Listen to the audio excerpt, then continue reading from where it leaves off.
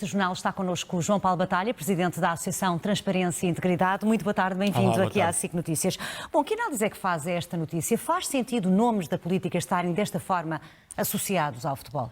Não faz nenhum sentido. Eu confesso que já estou mais ou menos habituado à promiscuidade entre política e futebol, mas até eu estou perplexo. Às vezes é difícil perceber o que é que passa pela cabeça destas pessoas, no caso do Primeiro-Ministro e do Presidente da Câmara de Lisboa, para aceitarem um convite deste. Isto é mau, enfim, a 3 ou 4 níveis. Em primeiro lugar, pelas funções que ocupam e que têm até relação mais direta no caso do Presidente da Câmara, mas também indireta no caso do Governo, têm relações institucionais com os clubes de futebol e com este, deviam abster-se de ter, enfim, qualquer participação pública nas relações com o clube de futebol. Enfim, são sócios, podem votar se quiserem, obviamente, mas mais do que isso não deviam... Quer dizer, não deviam envolver-se na vida interna do clube. Muito menos deviam envolver-se na vida interna do clube no âmbito de uma eleição em favor de um candidato em detrimento dos outros. Sendo que não é a primeira vez, João Paulo Batalha, que há este apoio, sendo que é um mandato claramente muito diferente de Luís Filipe Vieira envolvido em vários casos de justiça. E esse é o terceiro ponto. Quer dizer, não deviam participar ativamente na vida de um clube, não deviam participar ativamente num processo eleitoral e muito menos em defesa deste candidato. Lamento muito, quer dizer... certo, o Luís Filipe Vieira ainda não foi condenado por coisa nenhuma. Eu acho que só será um dia se for deixar de ser presidente do Benfica. Tem sido essa a tradição. Enquanto lá estão, ninguém lhes toca. Mas o Primeiro-Ministro, que já disse várias vezes que é preciso apurar tudo o que se passou, por exemplo, no Novo Banco e nos prejuízos do Novo Banco. Há coisas que nós sabemos. Uma delas é que Luís Filipe Vieira é um dos responsáveis por um dos buracos de centenas de milhões de euros do Novo Banco. Isso não o impede, o Primeiro-Ministro, de integrar uma comissão de honra de uma candidatura.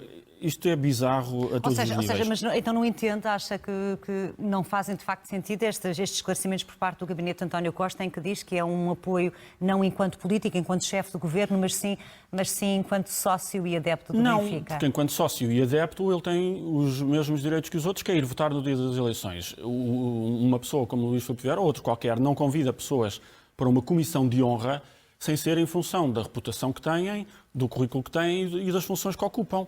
Portanto, o Luís Filipe Vieira, quando faz o convite ao Presidente da Câmara de Lisboa e ao Primeiro-Ministro por serem Presidente da Câmara de Lisboa e Primeiro-Ministro. Portanto, o que o Luís Filipe Vieira fez foi pedir emprestada a honra da Câmara de Lisboa e do Governo português para a sua candidatura. E, bizarramente, o Primeiro-Ministro e o Presidente da Câmara de Lisboa emprestam essa honra das instituições a que presidem. Portanto, isto não há escapatória. Eles foram convidados pelos cargos que ocupam e decidiram aceitar. E, portanto, isso implica os cargos que ocupam. E eu gostava só de registrar, porque muito rapidamente fui ver o famoso Código de Conduta do Governo, que foi ele próprio criado na sequência do Galpegate e de uma coisa que também metia futebol, e encontrei, de repente, pelo menos 4 normas que impedem este tipo de coisas, nomeadamente artigo 4, que diz que os membros do Governo devem abster-se de qualquer ação que seja vista ou possa ser interpretada como beneficiando uma terceira pessoa, singular ou coletiva. Aqui está. Uma regra de conflitos de interesse no artigo 6º, que diz que há um conflito de interesses quando os membros do Governo se põem numa situação que permita duvidar da sua imparcialidade. Aqui está, mais uma vez. E outro, no artigo 10º, que dizem que não devem aceitar convites ou benefícios que, mais uma vez, possam condicionar a imparcialidade e a integridade no exercício de funções. Portanto, ficamos a ver, mais uma vez, para que serve o Código de Conduta do Governo.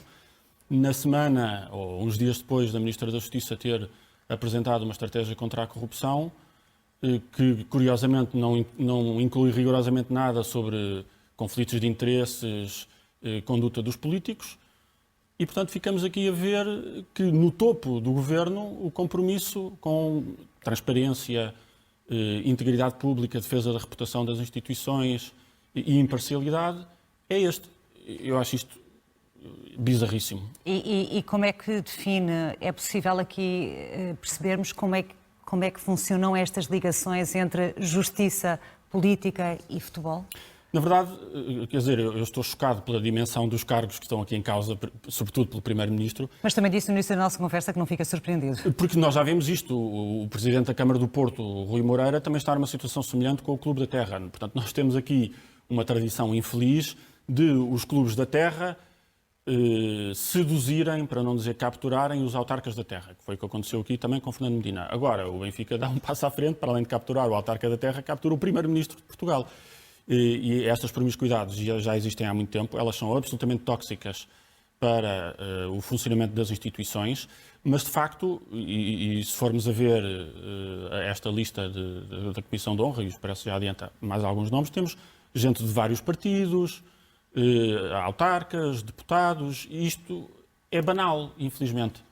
E não pode ser, e muito menos numa circunstância em que o candidato em causa já está, eu sinceramente digo, literalmente já perdi a conta, teria de ir ver a quantidade de processos em que ele é mencionado ou está a ser investigado. Portanto, isto exigiria uma separação ainda mais radical pelo facto do futebol estar no estado em que está, em termos de suspeitas de corrupção, etc. E o que nós continuamos a ver é esta promiscuidade naturalmente. E não há esse risco, precisamente, João Paulo Batalha, não há esse risco do problema da corrupção também no futebol acabar por ser, de alguma forma, minimizado pelo poder político?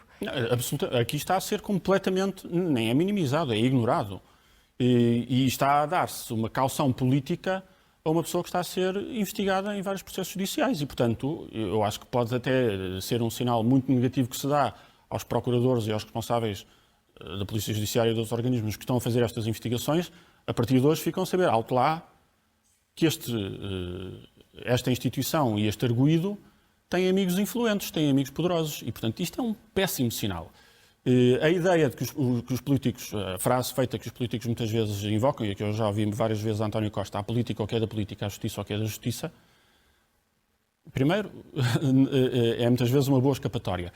Segundo, se a justiça ou que é da justiça, e temos aqui uma pessoa que sabemos que está a ser investigada em muitos aspectos, a política devia manter uma certa distância sanitária, um certo distanciamento social em relação a esta figura e mais ainda num contexto de uma eleição que até vai ser relativamente disputada, com vários candidatos, e onde mais se exigia recato.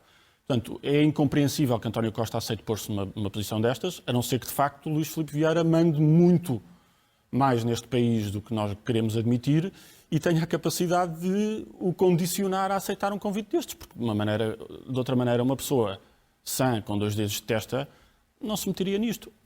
Muito bem, João Paulo Batalha, muito obrigada por ter estado connosco pela Análise Nacional do Meio-Dia. Boa tarde e um bom fim de semana.